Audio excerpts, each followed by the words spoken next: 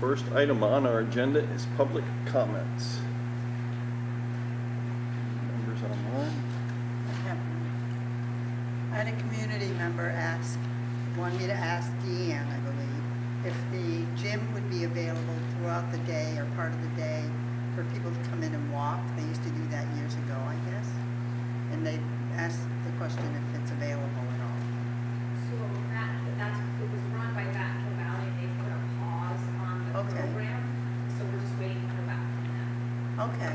So it may very well be an option. We're just waiting for it. Okay, I'll let them know. Thank you. Any other public comments? Okay, next we have the consent agenda, which I will read. You have the minutes from the December 15th meeting. You have the warrants, which are posted. We have no retirements. We do have resignations. One is Kathy Beerworth, the athletic director and student activities coordinator. And I believe we had another one in our packet, which was Nick, the other Nick. I have it. Casey's dropping in. Who is a special ed teacher, is that correct? Yes. Yes. We have no nominations and no field trips. So Chair would entertain a motion to accept the consent agenda as presented. I will make the motion. Motion made by Nicole, second by Jess. Discussion? I would just like to say that Kathy Beers did an excellent job in the athletic. It's a lot better than it was. She'll be sorely missed, and hopefully she's training somebody else to do just as good a job. Thank you. Any other discussion? All those in favor? Aye. Anybody opposed? Okay, next we have finance, which is our FY27 budget update. Renee, you're up. Good evening. I gave Mr. Payne a couple copies of, it's just the first 5 pages of what was posted in the packet. And then what I'm going to present tonight is just kind of a summary of those pages. So I'll go ahead and share my screen.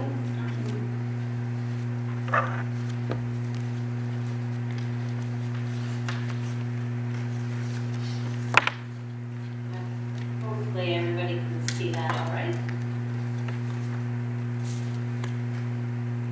So, first page is our draft 2 of our budget by category. And just to give you an idea as to what is driving the changes that we're seeing in draft 2. There are no changes in FTEs at this point. I did refine the budget amount that we had in for potential salary increases. So that resulted in the budget coming down about $220,000. Along with that, I went ahead and did a review of all of the staff and their current benefit elections. So that is a slight reduction that you're seeing on the benefits line. And then the only other change in this draft is on the tuition line. So that is Southwest Tech tuition. That was announced at $33,112. And then we also got the FTEs, 6-semester average of FTEs, which was a slight uptick. So with the FTEs and the tuition amount was actually, I had a placeholder in there of 5%. The announced tuition was up over 11%. So that's driving the change that you see there. Other than that, everything else is the same, although I know that Deanne has been doing some artwork looking at possible changes. On the revenue side, which would be page 4 of your handout, what I wanted to point out here, the changes in the elementary projected tuition line. Our FY25 allowable tuition, that report just was released by the Agency of Education, and it ended up significantly different than what we had generated our numbers at the announced tuition back in FY25. So we've taken a look at the template and how we're actually applying the methodology there. I want to be cautious that we're not overstating. Again, I've reached out to the agency for some guidance and some definitions and yet to hear back. but we're announcing it 16,000 instead of, the 20, it was either 20 or 21 that I had in draft one. So unfortunately, that's a $95,000 reduction, in the projected revenue coming in for FY '27. So just to briefly talk about enrollment, these are the enrollment numbers by grade at Fisher and Arlington Memorial as of Monday. The reason I'm showing you this is because I just want to make sure that everybody is aware that the class size minimums do go into effect July 1. And you can see by some of the class sizes that we have, and knowing that many of them have got 2 classes per grade, we are not going to be in alignment with the law that goes into effect July 1. So grade 1 has a minimum class size of 10. Grades 2 to 5 is going to be 12 as of July 1. Grades 6 to 8, 15, and then 9 to 12 is 18. If we have multi-age classrooms, there can be no more than 2 grades per classroom. And then the agency is currently working on some definitions and guidance. So we know that there are exemptions on these minimum class sizes for pre-K and kindergarten, continuing technical education, driver's ed, advanced placement, etc. So they are going to have to tell us, give us more parameters, correct, what those exemptions are. And then there's also something in the law referring to geographically isolated, that has yet to be defined as well. So more information coming, but I just wanted to bring this to the board's attention. So here's just a trend. We've seen this before. This was updated slightly based on the most recent version of the average daily membership, which was version 15 we pulled on December 31st. So, uncontrollable factors. Your long-term weighted ADM for the district for FY '27 is going to be 598.97. We compare that to this current year, you can see it's a decrease of over 36 weighted pupils, which is a drop of 5.8%. So this is one of the variables that goes into the calculation of the tax rates that we do not have control over. So just to recap where we are with draft 2, comparing draft 1 to draft 2, the expenditures are down just over $175,000 or 1.8%. The shift in the revenue for the elementary tuition kind of cuts into those budgeted expenditure reductions. So our education spending reduction is down only 81,649 or just under 1% compared to draft 1. And then when we look at the education spending for long-term weighted ADM, that has dropped as well, down to 15,873. So then this slide is just showing you the comparison between ed spending for long-term weighted ADM based on this current graph compared to this current year, FY '26. The difference being 24.55 and a percentage increase of 18.3%. I point this out because this is what is required to be listed on the ballot article for the budget. So when we're looking at the budget, and the budget is only up 7% in this current draft, what we have to list for the voters to approve is that budget increase of 7% or subject to change with later revisions. But what's going to be listed in the language is the education spending per weighted pupil. So you can see that the numbers vary greatly from when we're talking actual budgeted expenditures to ed spending per weighted pupil. Just to go back to those uncontrollable factors, we saw this just a moment ago, but then your common level of appraisal. So prior to the statewide adjustment being applied, it's 62.12% for next year compared to this year of 69.63%. Again, that's pre-statewide adjustment being applied, so that's down almost 11%. When we look at it with the statewide adjustment, those are the figures there. So then what does that look like in terms of the projected tax rate calculation? Slight reduction from draft 1, but not a lot. So 20308 compared to this current rate, year's rate. So a difference of 40.87 cents, or a change of 25.2.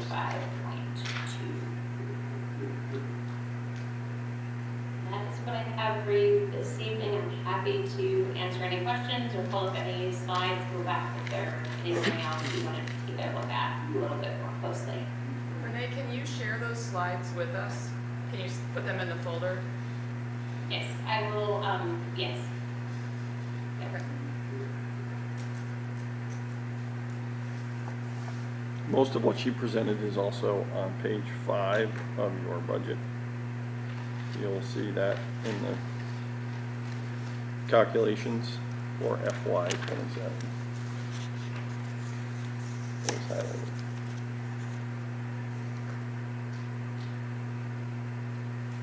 Questions for Renee? She has another meeting to jump on, but I mean, it's concerning. I don't know if Renee can answer the questions. Yeah, I mean, your budget isn't really out of control, right? It's those other factors that you don't have control over that are really driving what that tax rate is. So the CLA, and then of course the drop of 36 long-term weighted students is significant.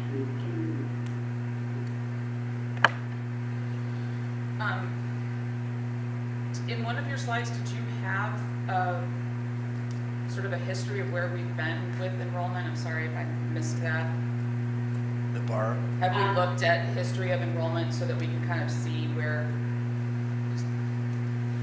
we've been over the Yes. past 5 years? We do have enrollment. I think the slide that I had was for, I'll go back up here, was actually ADM.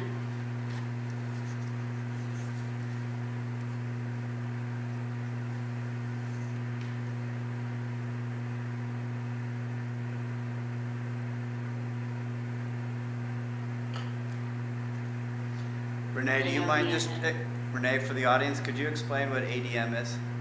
Oh, sure. I'm sorry. Nope. Average daily membership. That is a count of enrolled students solely living in Arlington, attending schools either at Fisher or Arlington Memorial. And it's the count of those students enrolled from days 11 to 30. So that's all we get to count. It's a very small window, so 20 days. It's called a fall census. And what happens when we get to our long-term weighted average daily membership, what they do is they take the average daily membership from the current year and they average it with the prior year. So you got 2 years of your average ADM, which has been a decrease for Arlington.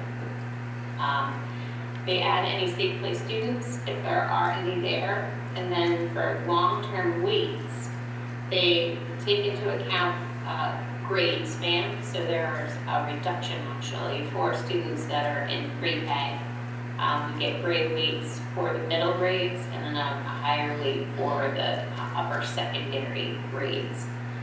There's also weights for English language learners. There are weights for students living in poverty, and then there are weights for sparsity, which Arlington does receive a small weight for that, the students where they're living. There's also a weight for small schools, but that doesn't apply to Arlington. So when we were looking at what our actual, let's see here, so between Fisher and Arlington Memorial right now, you have, 350 kids roughly. These numbers do include the roughly 40 students that are tuitioning in from Sandy, and actually a couple other towns as well at the secondary level. We have River and Sunderland as well. So that 350, then with the weights applied, that's how you get to the 598, 97. So the weights are very important. Well, and I guess one of my questions there is, I know that the enrollment's going down, have the weighted factors changed disproportionately to the enrollment? Like, is there a compounding impact from the weights and how they're assigned in addition to a reduction in enrollment? Like, have they changed the weights? Are we losing in certain areas that are impacting us more significantly? I believe they changed the level, they changed the poverty level, is that correct, Renee? There was a shift in eligibility to qualify for poverty, and apparently that's a shift that happens on an annual basis. But yeah, I guess we have seen a significant reduction in it, and I believe Mr. Bain can share too. I think other superintendents have said they have seen a significant reduction in their students eligible to be classified as what used to be referred to as free and reduced lunch or those living in poverty. That was a November and December conversation at the superintendent's level. There wasn't a notice, but superintendents and business officers started comparing notes. Hey, we seem to have a significantly fewer kids who qualify as living in poverty. Then we heard that they were tinkering with it. Renee, correct me if I'm wrong, there has been some further adjustments for that, but it has led to a reduction. Am I correct? Or it sent a lot of superintendencies or SUs back, making sure our data was clean. Like, people were like, did we miscount kids? But it was a change of the qualification. There's been some corrections, but I can say that across the state, superintendents have reported they have fewer kids qualifying for living in poverty.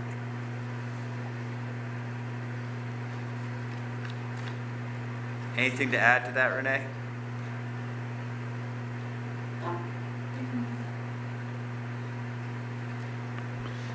All right, any other questions for Renee before she drops off and gets her other meeting?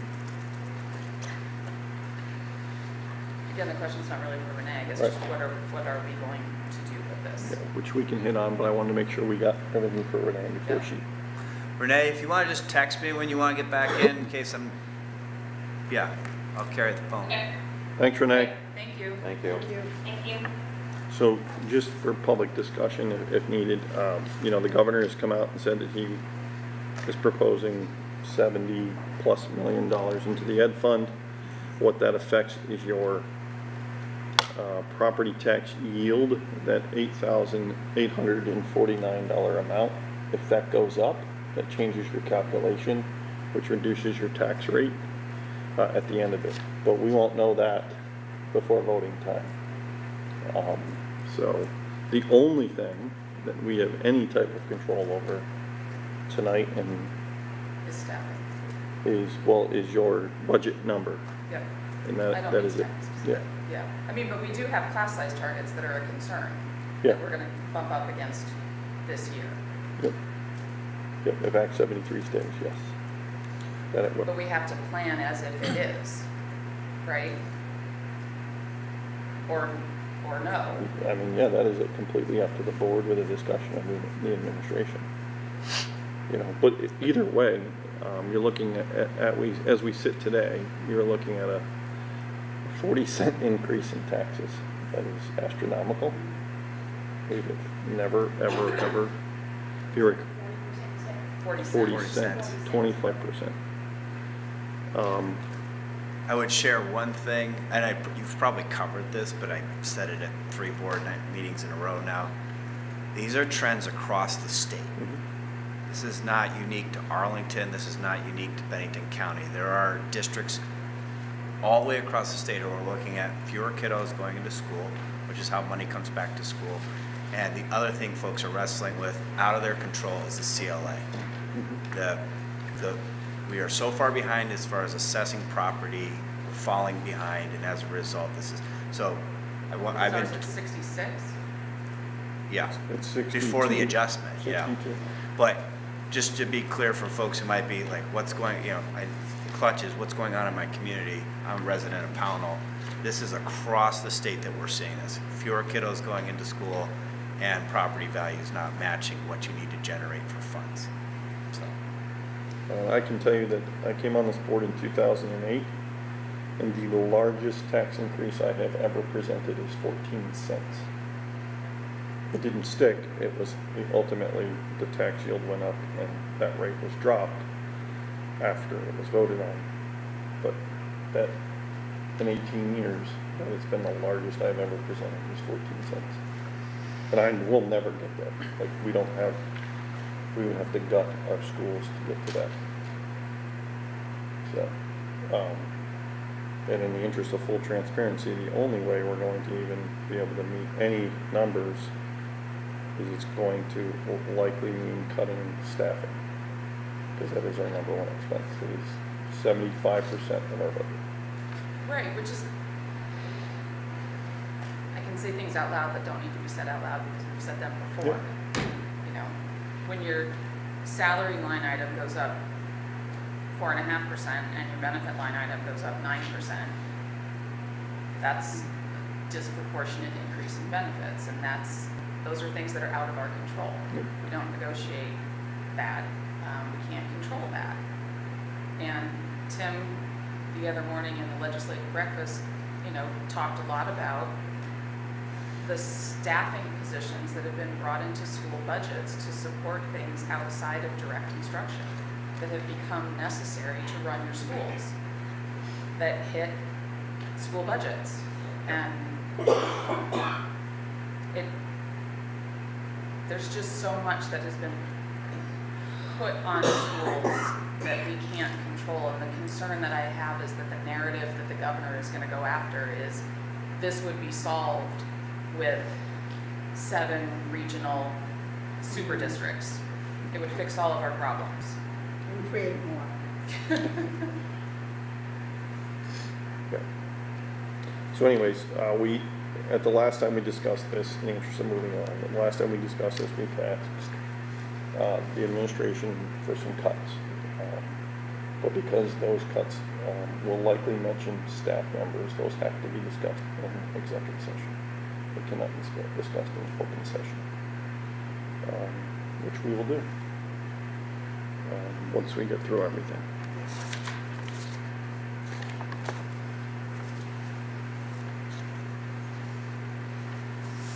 Okay. So that executive session is at the end, so we can push through what we have left on our agenda.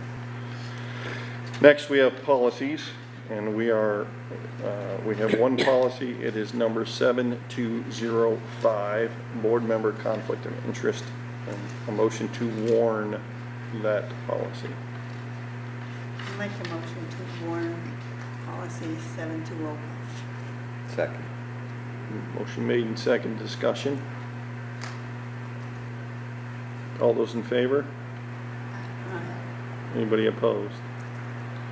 Excellent. Next, we have nothing for operations right now, and next we have a principal's report. Mrs. Lacoste. We are just back. We are it is exam week here at Arlington. We are getting, at least I'm getting, some very positive feedback from creating the exam situation that you can see the anxiousness of the kids, but they have been talking through it. They are working really hard in their exams.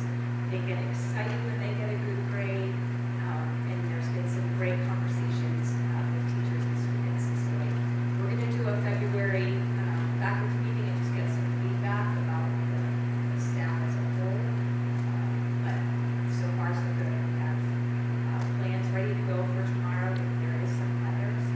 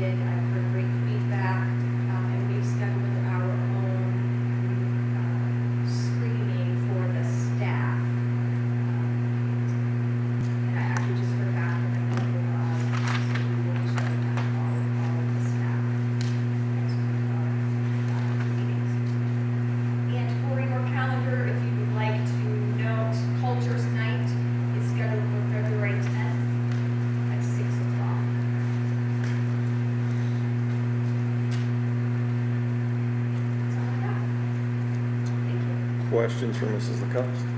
Getting back to the exam thing, you said there's a lot of positive feedback. I know a lot of the teachers think it's great. Do the students actually think it's great to take an exam?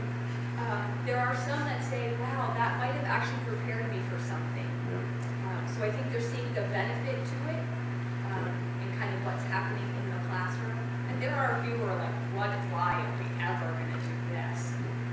I mean, don't get me wrong, I agree with it. I'm just kind of But I surprised do that they think would say that that. over time, I do think that they'll start to see the benefit. Thank you. Dan, I wanted to thank you for helping to coordinate having Tom Powers on the panel, our student, and to thank Todd for being on the panel as well.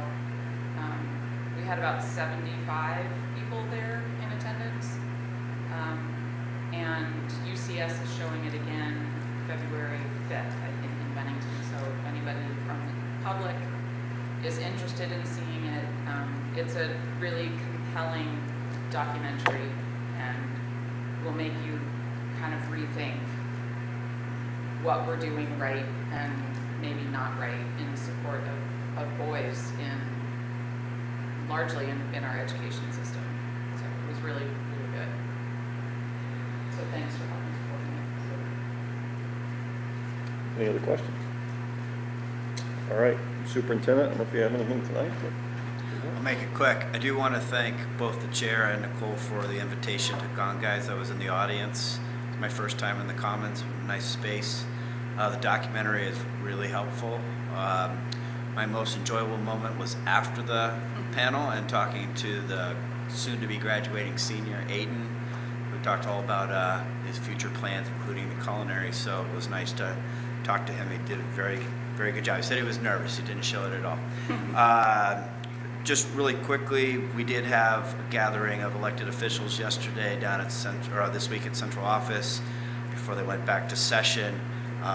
Nicole was there. We, kind of the common things that we talked about, the need to fix the funding system. This is not helpful to anybody. All it does is raise anxiety on a yearly basis. None of us run our houses like this, setting a budget without knowing the parameters of funding. And so I also had an opportunity on Tuesday to be one of 5 superintendents who gave testimony in front of the joint Senate and House committee. I made my notes available to board members so folks can see my talking points. For the audience, I just asked for 3 simple things: a foundation, or a formula or a process that is clear for everybody at the start. We know what we have in the money, and then trust us to make our decisions as we go through the process.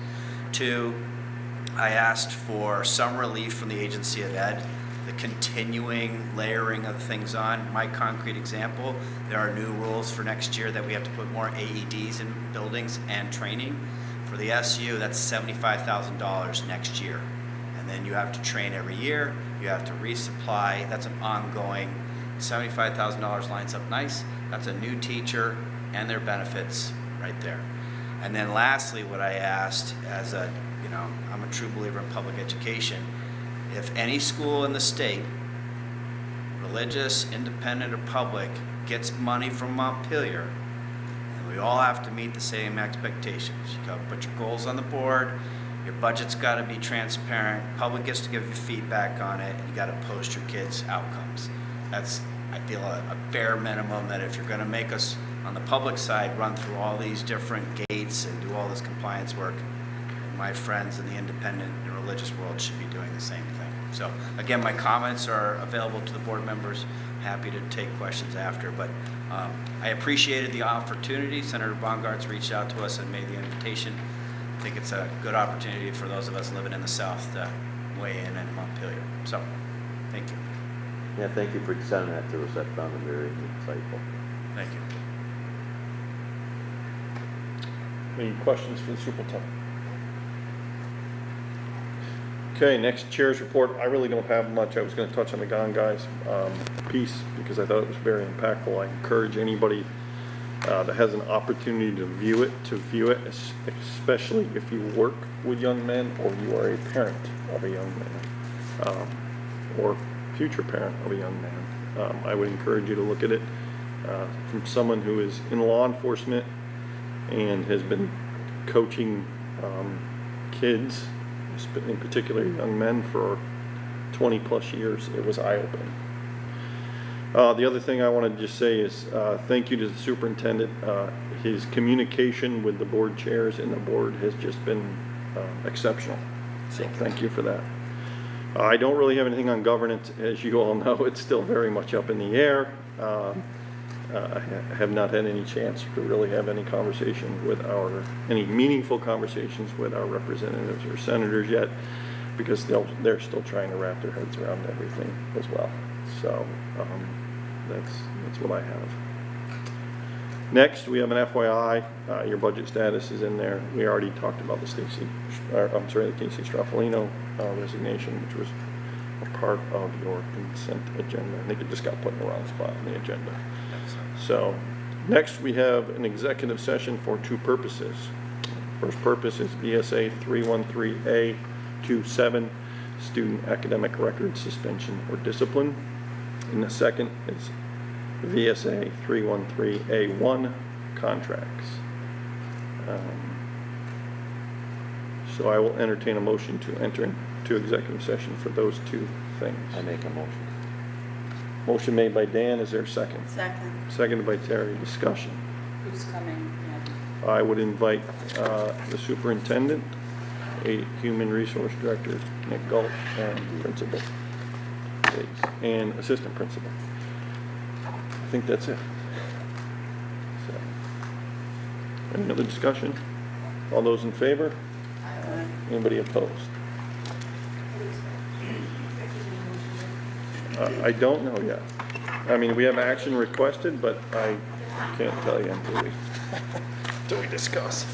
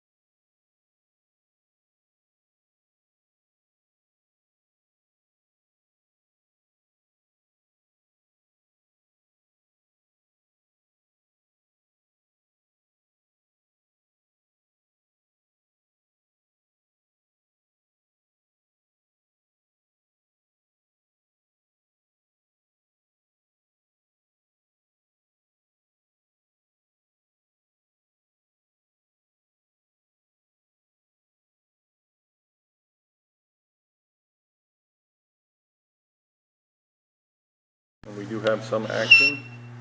Sorry about that. The chair will entertain a motion to approve an FY '27 budget in the amount of $9,882,286. Is there a motion? I will make that motion. Motion I'll made. second. Motion made by Nicole, seconded by Terry. Discussion.